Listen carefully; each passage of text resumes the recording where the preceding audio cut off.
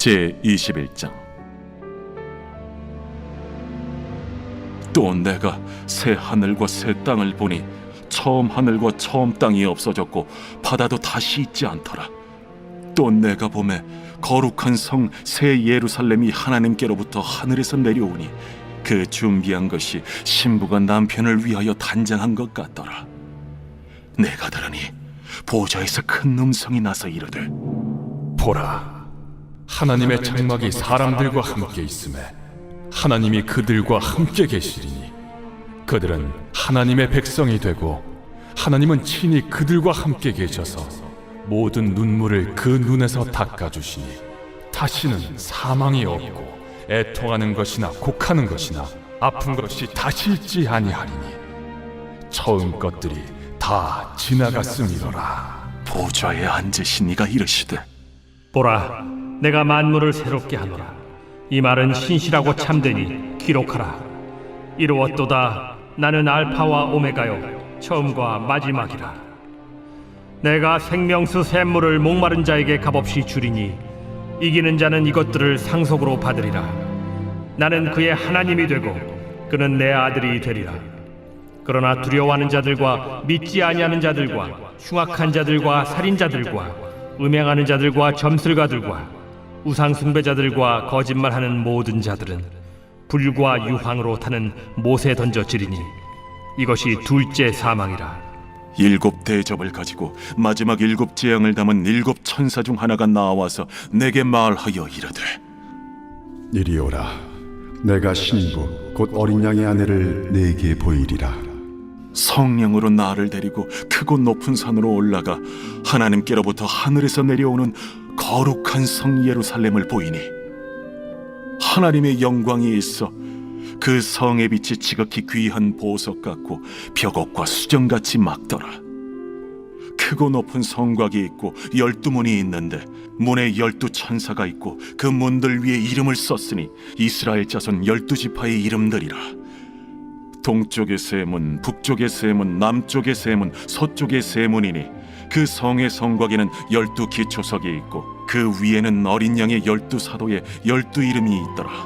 내게 말하는 자가 그 성과 그 문들과 성곽을 측량하려고 금 갈대자를 가졌더라.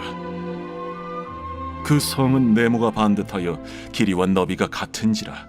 그 갈대자로 그 성을 측량하니 12,000스타디온이요 길이와 너비와 높이가 같더라. 그 성곽을 측량하며 144규빗이니 사람의 측량 곧 천사의 측량이라. 그 성곽은 벽옥으로 쌓였고 그 성은 정금인데 맑은 유리 같더라. 그 성의 성곽의 기초석은 각색 보석으로 꾸몄는데 첫째 기초석은 벽옥이요, 둘째는 남보석이요, 셋째는 옥수요, 넷째는 녹보석이요, 다섯째는 홍만호요, 여섯째는 홍보석이요, 일곱째는 황옥이요, 여덟째는 노곡이요, 아홉째는 담항옥이요, 열째는 비취옥이요, 11째는 청옥이요 12째는 자수정이라. 그 12문은 12진주니 각 문마다 한 개의 진주로 되어 있고 성의 길은 맑은 유리 같은 정금이더라. 성 안에서 내가 성전을 보지 못하였으니 이는 주 하나님 곧 전능하신 이와 및 어린 양이 그 성전이심이라. 그 성은 해나 달의 비침이 쓸데없으니 이는 하나님의 영광이 비치고 어린 양이 그 등불이 되심이라. 만국이 그 빛 가운데로 다니고 땅의 왕들이 자기 영광을 가지고 그리로 들어가리라. 낮에 성문들을 도무지 닫지 아니하리니 거기에는 밤이 없음이라. 사람들이 만국의 영광과 존귀를 가지고 그리로 들어가겠고 무엇이든지 속된 것이나 가증한 일 또는 거짓말하는 자는 결코 그리로 들어가지 못하되 오직 어린 양의 생명책에 기록된 자들만 들어가리라.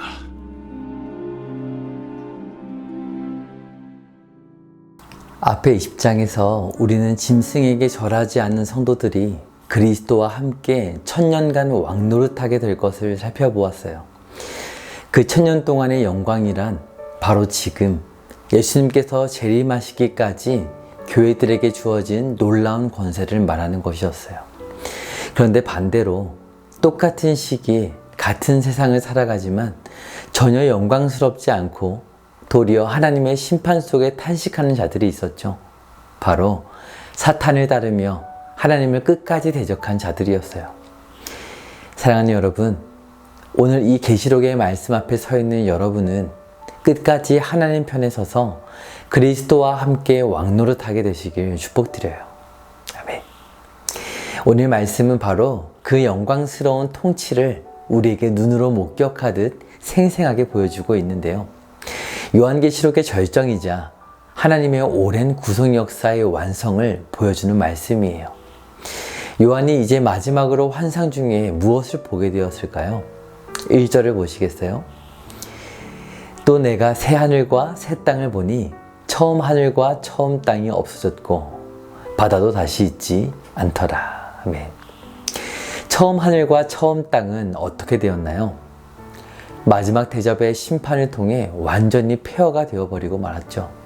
그리고 이제 그 자리에는 새 하늘과 새 땅이 자리 잡게 되었어요. 특별히 무엇도 다시 있지 않더라 기록되고 있나요? 바다도 다시 있지 않더라. 바다는 계시록에서 짐승이 출현했던 곳, 즉 혼돈과 위협의 원천으로 묘사되고 있죠. 그런데 그 바다가 더 이상 존재하지 않더라. 그리고 그곳에 새 하늘과 새 땅이 자리 잡게 되었다. 이것은 무엇을 의미할까요? 이 세상의 질서가 완전히 바뀌어진 것이죠. 더 이상 혼돈과 위협에 영향을 받지 않게 된 거예요. 이제는 혼돈과 위험이 아니라 절대적인 안정과 평안이 다스리는 나라가 되었다는 것이죠. 그리고 그곳에서 놀라운 광경을 보게 되는데요. 2절을 보니 하나님께로부터 하늘에서 내려오는 것이 있는데 거룩한 성 새 예루살렘이 내려오는 거예요. 여러분, 이 거룩한 성이 원래 언제 등장했었나요? 네, 11장에서 천사가 요한에게 지팡이 같은 갈대를 주면서 성전을 측량하라 하였을 때였어요. 그때 천사는 말했어요. 성전과 성도들을 측량하되 거룩한 성은 세상에 짓밟히도록 두거라. 측량한다는 것은 안전하게 보호한다는 의미라고 했어요. 그런데 거룩한 성, 곧 교회는 측량하지 않고 악의 영향권에 두셨던 거예요. 하나님께서 왜 그렇게 하셨던 걸까? 이해하기 어려웠어요. 하지만 지금 요한 앞에 그 거룩한 성이 너무나 아름다운 모습으로 등장하게 되는데요. 그 모습에 대하여 요한은 이렇게 묘사하고 있어요. 2절 뒷부분을 보니 그 준비한 것이 신부가 남편을 위하여 단장한 것 같더라. 누구를 위해 단장한 신부일까요? 9절의 끝을 보니까 천사가 말하길 내가 신부 곧 어린 양의 아내를 내게 보이리라 하고, 네, 바로 구원자로 오신 어린 양 예수 그리스도의 신부예요. 여러분, 이제 혼인서약을 하고 곧 남편을 맞이하게 될 신부가 있어요. 이 여인은 신부가 되기까지 무엇이 달라진 것일까요? 똑같은 여인이었는데 무엇이 이 여인을 이렇게 신부로 바꾸어 놓은 걸까요? 단 하나이죠. 남편이 될 그를 만났다는 거예요. 자신을 정의 내리는 것이 이전에는 자기 자신, 세상의 그 무엇이었다면 이제는 남편이 될 그에게로 자신의 원천이 바뀌게 된 거예요. 그런데 이 땅의 사랑도 어려울 텐데 영적으로 사탄의 권세 아래 있던 우리가 그리스도를 사랑한다는 것이 과연 사람의 힘과 능으로 가능한 걸까요? 아니요. 우리는 우리의 시선을 죄와 사망에서 거두어 하나님께로 향한 능력이 없어요. 그렇기에 요한이 본 환상처럼 혼돈의 바다를 사라지게 하시고 이제 그 원천을 친히 바꾸어 주시는데요. 3절을 보세요. 내가 들으니 보좌에서 큰 음성이 나서 이르되 보라, 하나님의 장막이 사람들과 함께 있음에 하나님이 그들과 함께 계시리니. 아멘. 하나님이 함께 계시는데 어떻게 계시나요? 하나님의 장막이 사람들과 함께 있음에. 장막이에요. 우리는 레위기나 히브리서에서 장막, 성막에 익숙하기 때문에 당연히 하나님은 거룩한 장막에 임하시지라고 생각하기 쉬워요. 하지만 이 장막이라는 게 사실 무엇인가요? 임시 거처예요. 사실 머물러 있을 장소가 아닌 곳에 필요에 따라 임시로 거처하기 위해 펴는 것이 바로 이 장막인 것이죠. 5절과 6절의 말씀처럼 보좌에 앉으셔서 내가 만물을 새롭게 하노라 말씀 한마디만 하시면 천지가 개벽하게 할 수 있으신 전능자이신 하나님께서 사람들 가운데 찾아오셔서 이렇게 장막을 펴시다니요. 과연 이렇게 하신 이유가 무엇일까요? 그 이유는 10절을 보세요.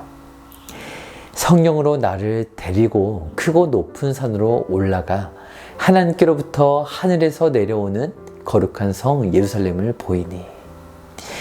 거룩한 성 예루살렘이 어디로부터 등장하고 있나요?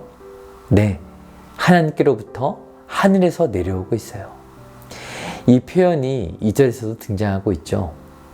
하나님께로부터 하늘에서 내려오니.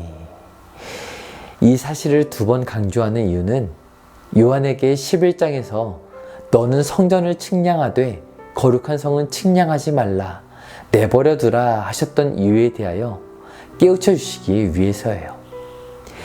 하늘에서 내려왔다는 것은 안전하게 지켜지고 있었다는 것이죠. 그러니까 무엇인가요?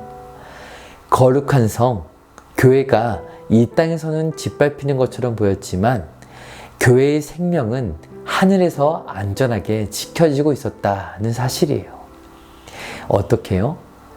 하나님의 장막이 함께 있음에 그 장막의 임재를 통해 하나님은 그들과 함께 계셨던 거예요. 그렇기 때문에 하나님은 성전만을 지키고 측량하라 말씀하신 거예요. 바다와 짐승의 미혹 속에서도 자신의 원천을 하나님의 장막에 두어야만 끝까지 견고할 수 있기 때문인 것이죠. 그렇다면 그렇게 지켜진 거룩한 성은 어떤 모습일까요? 우선 11절을 보니 하나님의 영광이 지극히 귀한 보석같이 빛나고 12절과 14절을 보니 12개의 문에는 이스라엘 12지파의 이름들이 12개의 기초석에는 12사도의 이름들이 있죠. 이것은 하나님의 영광이 구약의 성도들과 더불어 신약의 성도들, 교회까지를 아울러 새 예루살렘으로 세우셨다라는 걸 보여주고 있어요. 그리고 12절을 보니 크고 높은 성곽과 12문의 12천사가 지키고 있죠.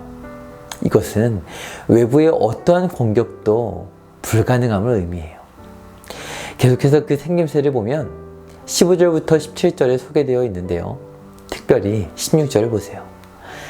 그 성은 네모가 반듯하여 길이와 너비가 같은지라 그 갈대자로 그 성을 측량하니 12,000 스타디온이요 길이와 너비와 높이가 같더라. 성의 크기가 네모 반듯하더라. 즉 성막의 지성소와 같은 정사각 비율인 것이죠. 이것은 무엇을 보여주는 것일까요? 22절이에요. 성 안에서 내가 성전을 보지 못하였으니 이는 주 하나님 곧 전능하신 이와 및 어린 양이 그 성전이심이라. 아멘. 성 안에는 더 이상 하나님의 장막도 성전도 존재하지 않아요. 왜인가요? 이제 새하늘과 새 땅에는 오직 하나님만이 우리의 원천이 되시기 때문이에요. 성 자체가 성전이 되는 것이죠. 그래서 19절에서 21절을 보면 거룩한 성의 기초석의 12보석들은 대제사장의 흉패 위에 박혀 있었던 12보석과 같은 것을 볼 수 있어요. 사랑하는 여러분, 교회가 이 땅에서 짓밟히는 것처럼 보일지라도 결국 아름답고 찬란한 신부의 모습으로 어린 양 예수 그리스도 앞에 나타나게 될 거예요. 왜냐하면 우리의 생명은 이 땅에 있는 것이 아니라 하나님의 장막을 통해 하늘에 있기 때문이에요. 그러므로 우리 자신의 안위를 지켜내려고 발버둥 치기보다 하나님의 임재를 갈망하는 교회, 우리 개개인이 그리스도와 그의 몸된 교회 안에서 온전해짐을 고백하고 날마다 경험하는 모든 성도가 되시기를 주님의 이름으로 축복드려요.